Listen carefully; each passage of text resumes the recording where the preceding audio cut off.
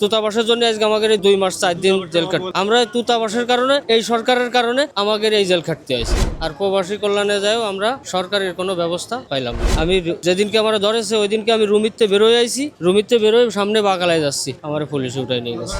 যে সৌদি আরবে জেল খাটেছে সেই জানে যে কি দুঃখ আর কি কষ্ট।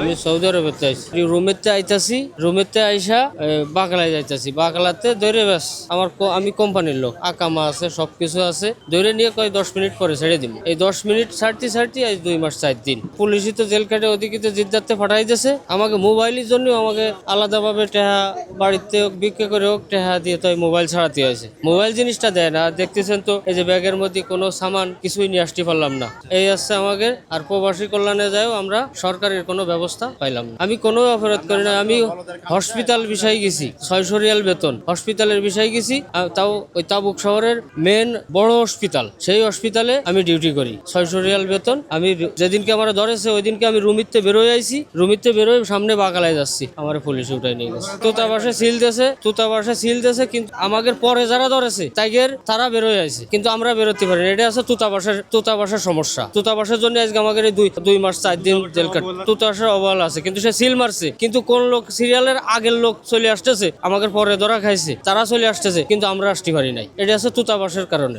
আমরা দূতাবাসের কারণে, এই সরকারের কারণে আমাদের এই জেল খাটতে হয়েছে। এই যে গুলশান শাহাদাতপুর সরোয়ার স্যার, ওর মাধ্যমে 4.5 লাখ। যে আমি যে কষ্ট করে আইছি, যে সৌদি আরবে জেল খাটেছে সেই জানে যে কি দুঃখ আর কি কষ্ট, আর কতটুক মা বাপেও কষ্ট পাইতেছে। এই 600 রিয়াল 1000 টাকা স্যালারি গিলে এই কষ্ট হবে।